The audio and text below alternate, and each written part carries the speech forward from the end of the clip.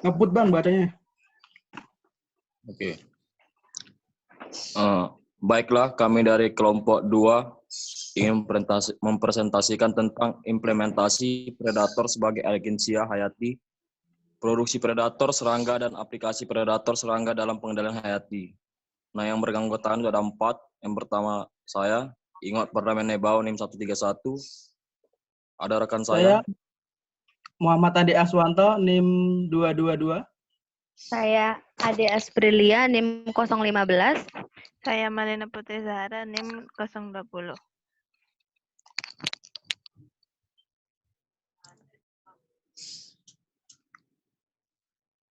Nah, itu adalah latar belakang. Musuh alami atau agensia komponen ekosistem berperan penting dalam proses interaksi intra dan interspesies. Karena tingkat pemangsaannya berubah-ubah menurut kepadatan populasi hama. Maka musuh alami digolongkan ke dalam faktor ekosistem yang bergantung kepadatan atau density dependent factor.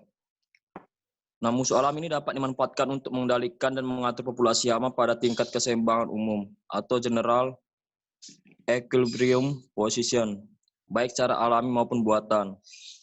Nah, yang pertama itu pemanfaatan secara alamiah dapat dilakukan melalui konservasi dan peningkatan efektivitas musuh alami.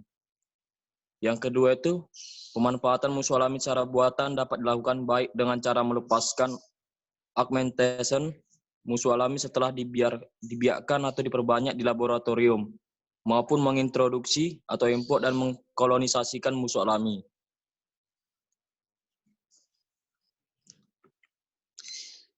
Nah, teknik produksi musuh alami. Yang pertama, predator Curinos coeruleus. Curinos coeruleus merupakan salah satu jenis kumbang predator penting untuk kutu putih atau kutu dompolan. Planococcus citri pada tanaman kopi. Kumbang ini mudah dibiakkan dengan mangsa kutu loncat atau Heteropsila cubana Crawford, termasuk Homoptera pislidae. Nah, ada 3 metode yang dilakukan untuk membiakkan Curinos coeruleus. Yang pertama itu memasukkan daun lamtoro ke dalam kurungan ukuran 50 x 50 x 45 cm terbuat dari kasa halus kecuali sisi depannya dari plastik. Kemudian dimasukkan 50-60 bibit lamtoro ke dalam 10-12 polybag yang mengandung KLL. Kemudian dimasukkan 50 ekor kumbang Curinos coeruleus untuk menjamin kecukupan makanan predator. Maka secara teratur pucuk lamtoro yang mengandung KLL berbagai instar dari lapang dimasukkan ke dalam kurungan.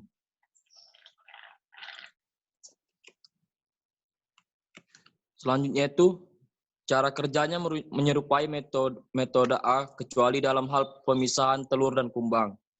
Telurnya dibiarkan ditempatkan, tetapi semua kumbang dipindah ke dalam kurungan lain yang sudah diisi tanaman lamtoro yang mengandung KLL. Telur yang dihasilkan di dalam kurungan dibiarkan hingga menjadi larva dan selanjutnya menjadi imago. Untuk jumlah kurungan pada metode ini adalah 12 buah. Selanjutnya itu kumbang-kumbang predator dipelihara di dalam kotak plastik berukuran 16 x 16 x 22 cm. Nah, kotak ini diisi pucuk-pucuk lamtoro dengan berbagai instar KLL. Untuk menjaga lamtoro tidak cepat layu, bekas sayatan dimasukkan ke dalam botol plastik dengan tinggi 3,5 cm dan dengan diameter 2,5 cm yang berisi air bersih. Kemudian dimasukkan ke dalam kurungan potongan bambu yang disayat-sayat secara beraturan untuk memikat kumbang predator meletakkan telurnya. Ya, kita lanjut ke predator Amblicius de leoni, yaitu merupakan tungau predator penting yang memangsa tungau jingga. Ukuran tubuh tungau predator ini lebih besar daripada tungau jingga yang menjadi masanya. Tubuhnya berukuran panjang 390 ium dan berwarna bening transparan atau tembus cahaya.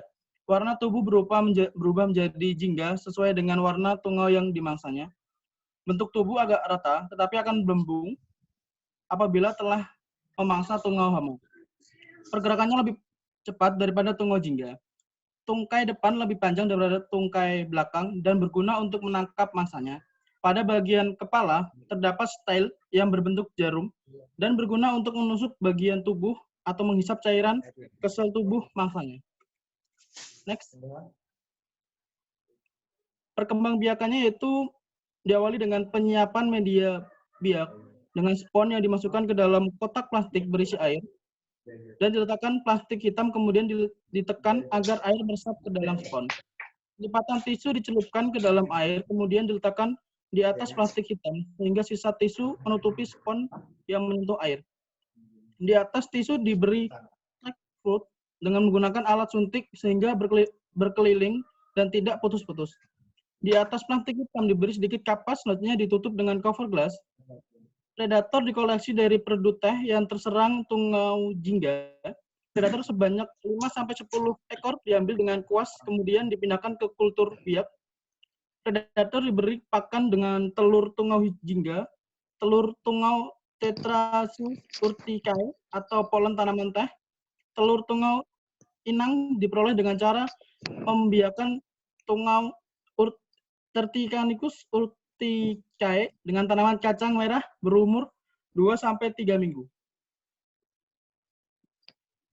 Nah, selanjutnya kita akan membahas tentang aplikasi predator serangga dalam pengendalian hayati.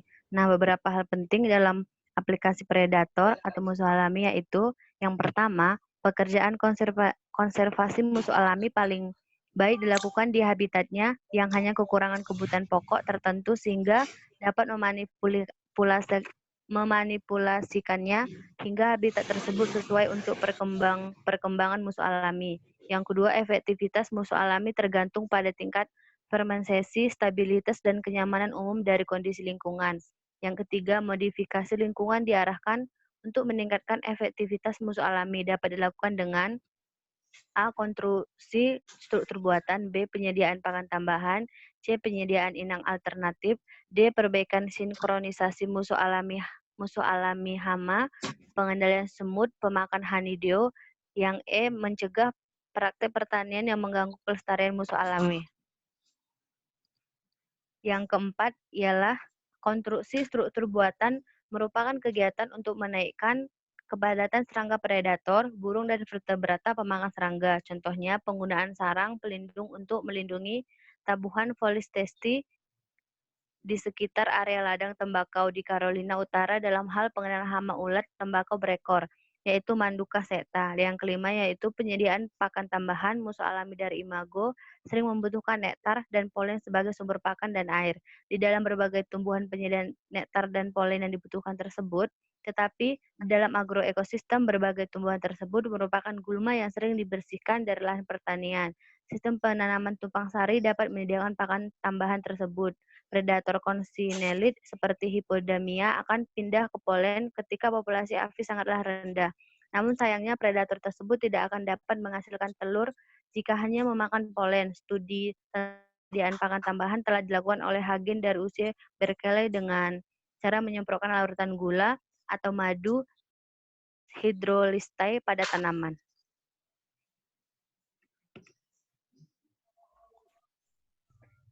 Yang keenam ada penyediaan inang alternatif. Pada dasarnya, inang alternatif meningkatkan sinkronisasi antara inang utama dengan parasit non-spesifik dan predator melalui beberapa mekanisme. Yang pertama, meredam gejolak kepadatan populasi hama dan musuh alaminya, kemudian menjaga fungsi populasi musuh alami selama periode kelangkaan inang utama. Yang ketiga, mengurangi penekanan populasi utama. Yang keempat, memfasilitasi distribusi musuh alami dan mengurangi kanibalisme serta penyediaan inang alternatif secara tanaman tumpang sari. Yang ketujuh, ada perbaikan sinkronasi musuh alami hama. Efektivitas musuh alami dapat berkurang atau hilang karena sebagian atau seluruh musuh alami jauh dari inangnya secara temporal atau spasial. Investasi hama secara buatan pada tanaman pernah dilakukan untuk augmentasi musuh alaminya agar musuh alami dapat meningkatkan populasinya sebelum populasi hama tersebut berkembang mendekati pengendalian. Yang kedelapan, pengendalian semut memakan hanidi. Semut sering melindungi serangga penghasil hanidi seperti apis, kutu dompolan, dan kutu perisai. Nah, serangga ini pengendalian semut dengan insektisida dapat meningkatkan efektivitas pengendalian hayati. Yang kesembilan, ada mencegah praktek pertanian yang mengganggu kelestarian musuh alami. Cara yang pertama yaitu dengan penumpukan debu pada permukaan daun sering dapat mengganggu musuh alami dalam mencari inangnya. Sedikit debu akan membunuh parasitoid seperti apis. Kemudian lahan yang bersih dari gulma, miskin sumber pakan alternatif baik nektar, polen maupun inang alternatif. Pembakaran sisa-sisa tanaman seperti jerami, padi dapat membunuh musuh alami yang berada dalam jerami tersebut. Kemudian panen serentak juga dapat menghambat perkembangan musuh alami di lahan. Oleh karena itu, tanaman tumbang sari sangat baik untuk mempertahankan penyediaan pakan yang diperlukan oleh musuh alami. Dan kemudian aplikasi pestisida kimiawi dapat mengganggu keseimbangan populasi hama dan musuh alaminya. Umumnya populasi hama justru akan lebih tinggi secara signifikan pada area yang diberikan pestisida dibandingkan yang tidak. Maka akan menjadi resisten dan resurgensi atau meletusnya populasi hama sekunder.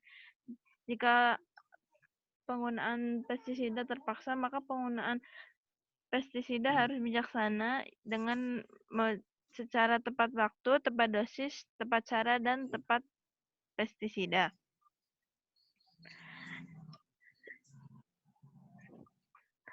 Sekian presentasi dari kelompok kami.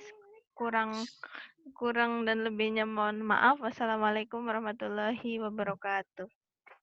Waalaikumsalam warahmatullahi wabarakatuh.